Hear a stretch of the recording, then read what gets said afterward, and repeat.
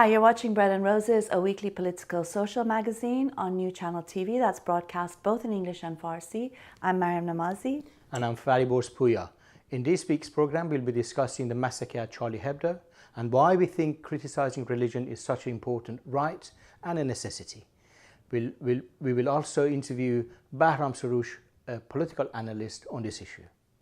In the shocking news of the week, we'll be talking about the wonderful Saudi freethinker who was flogged on Friday in Saudi Arabia.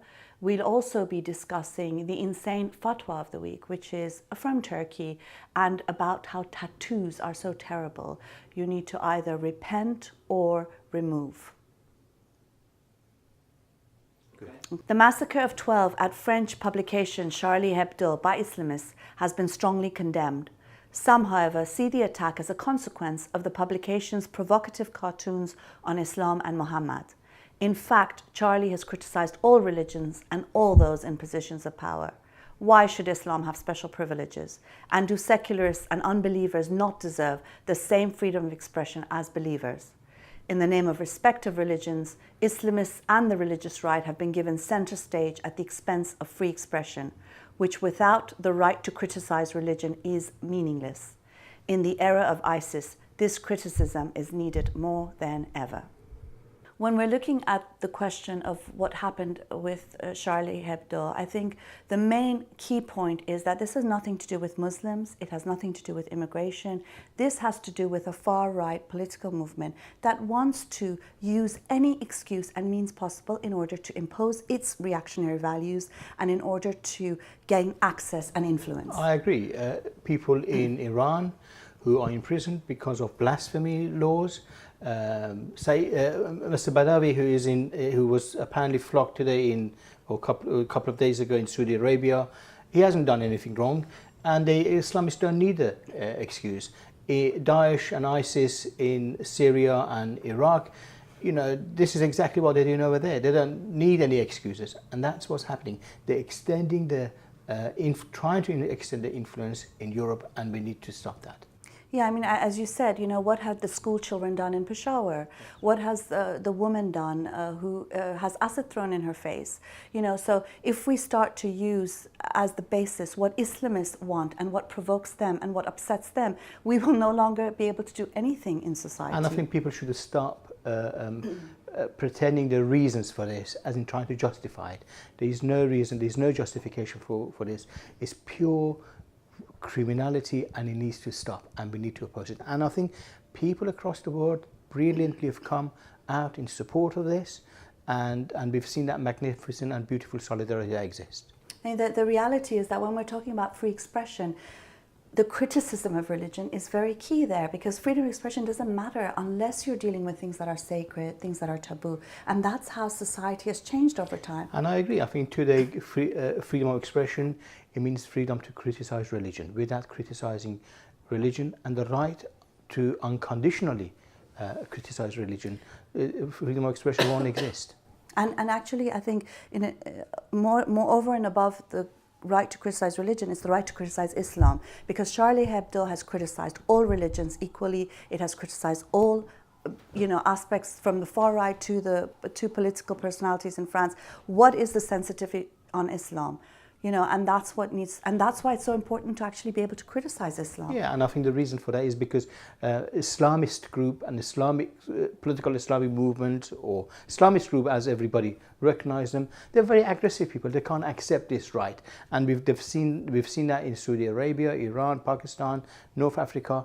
They massacre people for the slightest expression of the basic human rights. And I think one of the things that we must say is that criticizing Islam, criticizing an idea, criticizing a religion is not racism. And this is key. There is racism and bigotry against Muslims, against immigrants, for sure, and we have to unequivocally stand up against that. But that won't stop by silencing criticism against Islam. Yeah, absolutely. And I think part of this fight against Islamists, against the suppression of the fundamental human rights, is actually to be very clear that the racist and racism and anti-immigrant policies and parties have no right actually to that, because they're doing exactly the same thing. They're feeding from each other. The Islamists and the racists, they're feeding from each other, and we should not allow this sort of ding-dong between these two to sort of cover the space and public space. I mean, some will say that, excuse me, some will say that we should respect people's beliefs, we shouldn't offend, we shouldn't provoke. But the fact of the matter is that we all have different things that offend us, that provoke us, and that cannot be a reason to limit freedom of expression. Or that's not a reason to go around and shooting people dead. Definitely, yeah, definitely. Yeah. I mean, let's now go to listen to the interview with political analyst Bahram Soroush, and we'll be back to respond to some of the questions you had asked us earlier via Twitter and Facebook.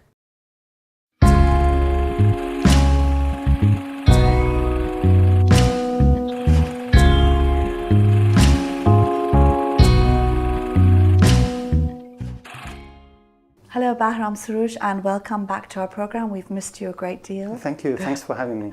I wanted to speak to you about the brutal attack against the French publication Charlie Hebdo. We've heard a lot of talk about why this has happened, everything from Muslim immigration in Europe to the ghettoization of Muslims in France to, of course, the issue of Islam itself. What is the reason behind this attack, the crux of the matter? What's the crux? Well, when you look at it on its own, it's part of the Islamist attack on anyone or any newspaper, any organization attacking Islam or saying that they don't agree with it, that they want to criticize it. And so it was part of this movement which we see around the world, in Europe, all the terrorist attacks against free thinkers, anyone, like especially the cartoonists, we remember in Denmark. And also in the case of Charlie Hebdo, they had already firebombed their offices before, as you know. But when you ask about the reasons, if we look at the greater context for the rise of this Islamism in itself, which is not just in Europe itself, but it is around the world in countries like Iran, Iraq, Afghanistan. We have the ISIL, and we have Al-Qaeda and all these terrorist organizations. But what if we concentrate on what has happened in the West, especially during the past couple of decades, for example, the policies of the Western governments has been one of appeasement of Islam and Islamism.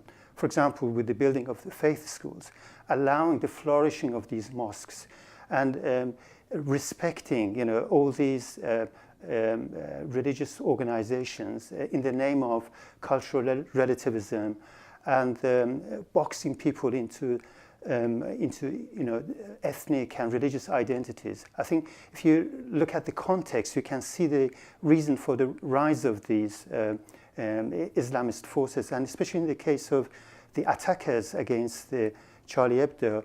They were born in France. They are the next generation, and that's homegrown terrorism. But there's nothing wrong with mosques. I mean, people have a right to their religion, and it's not about the Muslim population per se. When you talk about Islamism, what are you talking about exactly?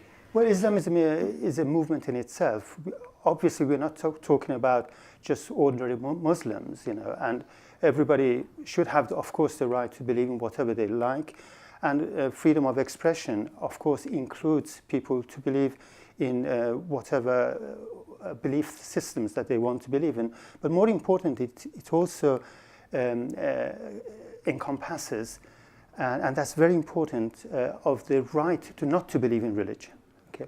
Because religion has, throughout, in centuries, has always been part of the establishment, has always been supported. So the movement for civil rights and freedom of expression was specifically against the interference of religion in state affairs, in the rights of individuals.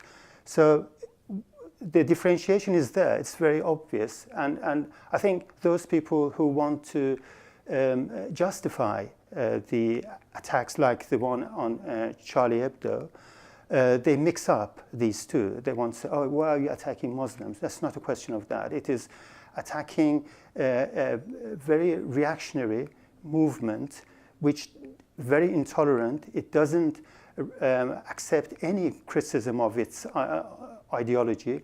It is also a political movement which has a state power in certain parts of the world, and like in the form of ISIL, for example, ISIS, or whatever you want to call it, Islamic State. It has captured territories, and so if you see it in that context, you can see that we are dealing with a very pernicious movement, which, in the name of using Islam, and they are believers as well, they want to terrorize the population. But some would say that, you talked about how religion has always been part of the political structure, the political power structure. Some will say, well, Islam is a minority religion in Europe, and therefore any criticism of Islam is racialized, and therefore it does equate to racial attacks against Muslims. I don't believe it is racialized at all. I think, again, it is a part of the confusion they want to create in order to attack any criticism or fend off any criticism of them and their religion by calling it racist, because they know how people are sensitive about that. It's not racism doesn't include a critique of an idea, of an ideology. And because in this specific case, we're not even talking about Muslims. We're talking about a religion, an ideology, which everybody has the right to criticize it, and to say that they don't agree with it, to ridicule it, to mock at it, and do whatever they want to do. And it's completely, the question is the other way around. If it was people who don't, the argument they use is that I am offended, but I, as an atheist, may be offended by seeing a mosque, maybe seeing an article in a newspaper about a religious article, or a priest on the street, but that doesn't mean that they should not be allowed to. And I don't feel that being offended gives me the right to ask for them to be gagged. So they turn the question upside down in order to justify their attacks. One of the two things come to mind now in the things you're saying. One is the fact that it seems that the right for atheists and secularists and unbelievers to criticize religion is not the same as it is for believers to criticize disbelief, so there's this inequality there. And also there's the issue of provocation. People will say the violence is unacceptable, but many people will say that Charlie Hebdo provoked and maybe deserved what it got. Okay, there are a couple of questions here. One is the question of respect. I think it has become very usual or accepted to say, but you should respect religion. And it seems to be part of sort of received wisdom in society that, okay, you should respect religion. I don't think that's right. I don't think that religion should have a privileged status. It has had a privileged status, still has, but it is like any other ideology. It is something individuals have chosen to have. And so, like any other ideology, it should be open to scrutiny, it should be open to criticism, like anything else. And so for people to say, I don't respect Islam, I don't respect Christianity, I don't respect religion, that's absolutely their right. And it is their absolute right, and nobody can deny them that. The other issue about, you mentioned about the provocation. Again, that is a sort of excuse that is used. I think the freedom of expression should be unconditional. It is different from slander or libel, for example, these are the legal terms for example, to accuse somebody of having done something which may turn out to be untrue. But provoking is very subjective. It may be the person who feels provoked. Okay, if they might feel offended, they may feel provoked. For example, in rape cases, it used to be thrown as a defense to say that the woman had provoked the man. Yeah, you can see the analogy there, and that is never accepted, because that action in itself of somebody's attacking, firebombing somewhere and calling for them to be gagged and not to be allowed to speak their mind in the name of provocation is just an excuse in order to, it's like scaremongering in order to stop that criticism. On the issue of excuse, I mean, I think, a lot of people will look at this situation and say the cartoons are at fault. But the reality is that this movement doesn't need excuses. I mean, what was the excuse behind attacking a school in Peshawar, or all these other apostates and blasphemers who are to be hanged in Saudi Arabia and Iran and so on and so forth? So in a sense, as you say, it is an excuse. Yeah, because that gives them the context in which to justify what they are doing. Although even those excuses are not justifications at all. They're so absurd.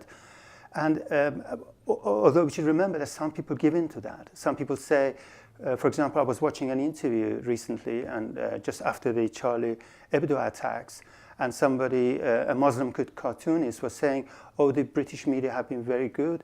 They have never insulted Islam. What's that? And I think that shows that we still have a long way to go to say that freedom of expression should be unconditional. And that's the whole point of it. And if it doesn't include criticism of religion, of any ideology, anything that you don't agree with, is meaningless. What's the point of having unconditional freedom of expression? And why is, as a final question, the right to criticize religion so key in a defense of free expression? The right to provoke, the right to offend? Yeah, I think especially now it has become important because we are facing not secularization of society, but religionization of society. We are seeing the inroad of religion into civil society, which we thought decades ago that it was a battle we had won, that separation of religion from state, secularism, laïcité, as the French would call it, it was something that people had achieved. But we are seeing now that is under attack.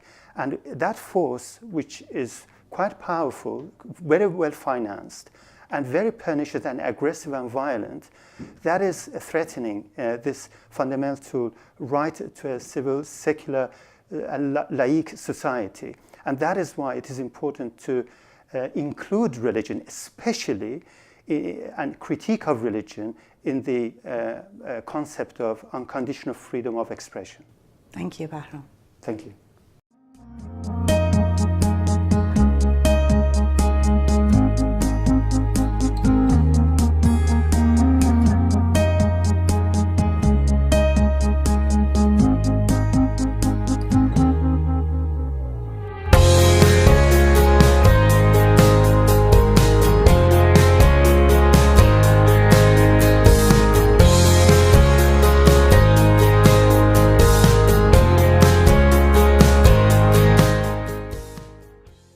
I hope you enjoyed that interview. Let's go to a couple of questions and respond to that. One is on the issue of whether there is something inherently, terroristic and bad about Islam as opposed to other religions which causes these sort of attacks. What would you say? I think inherently all religions are reactionary. All religions do not want freedom of expression. They want the views to be respected, and they want a no-go area. And all of them actually have element of blasphemy in the laws and regulation they have. The difference is that Islam, other ones have been reined in, but Islam hasn't been reined in. And I think that's the time. This is the right time for human society in the 21st century to say, no, that's not right.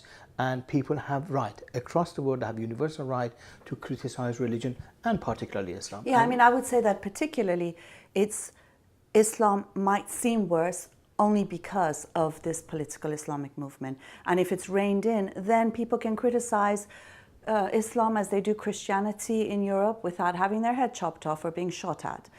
The other issue that's often raised, and some of the questions that were raised by our viewers, is the fact that, well, isn't there something wrong with Muslims? Because Muslims, after all, believe in Islam, and Islam says that those who blaspheme should be killed.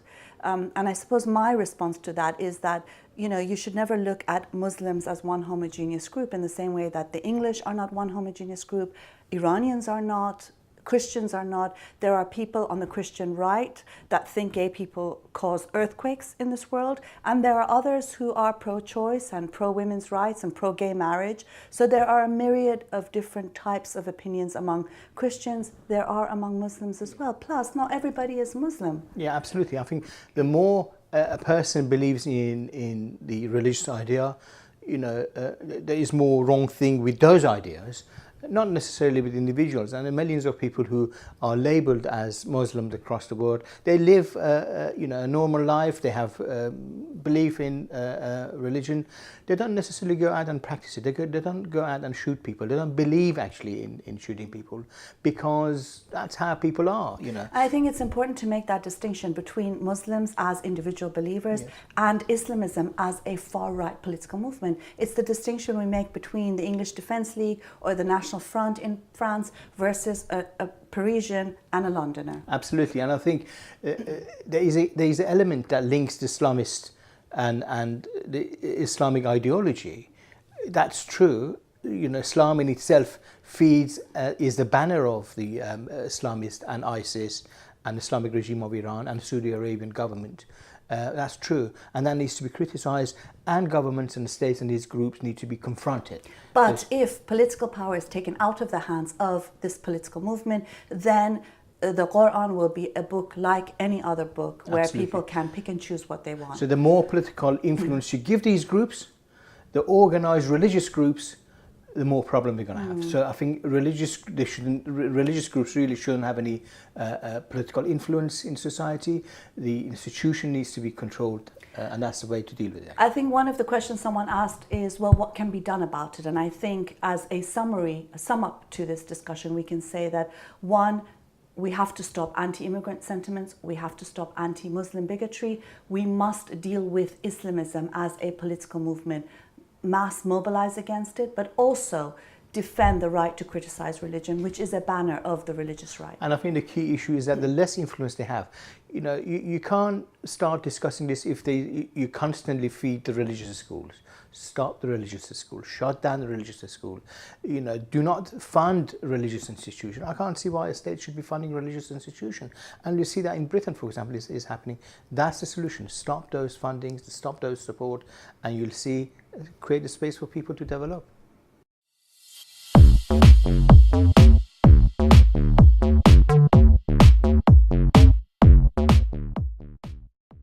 On 9th January, Raif Badawi, who is a free-thinking Saudi blogger and writer, he was given 50 of his 1,000 lashes. And he's basically going to be given 50 lashes every Friday after Friday prayers. And the order is that he should be severely lashed until the 1,000 lashes are carried out. He's also been sentenced to 10 years in prison. I heard today that when he was getting ready to be lashed, he raised his hand and gave a victory sign. And all I can say really is, long live Raif Badawi, long live people like him who are standing up to, the sort of resistance. They are the resistance, the resistance on the front lines. Charlie Hebdo, resistance in Iran against Islamists. Rauf Badawi, these are the same thing and need to be supported. So when we are defending Charlie Hebdo's right to criticize, we are actually defending Rauf Badawi.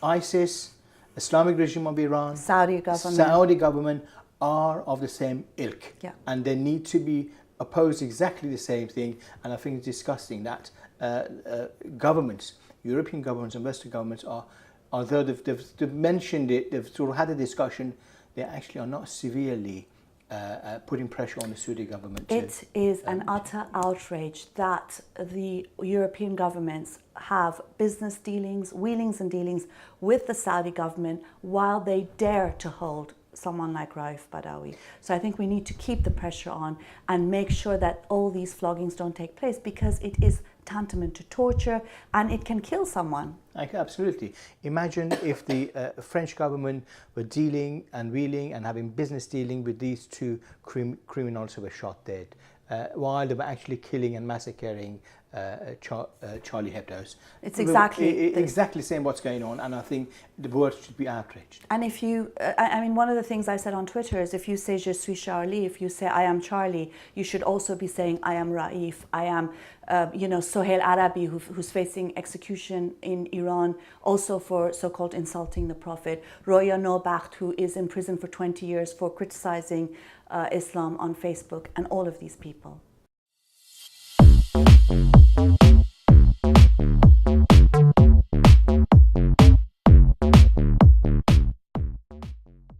And this week's fatwa comes from Turkey. The top religious organization has declared that you are not allowed to have tattoos. If you have tattoo, you have to remove it surgically, clinically, surgically, you've got to remove it, or repent. And if you can't remove it, you have to repent.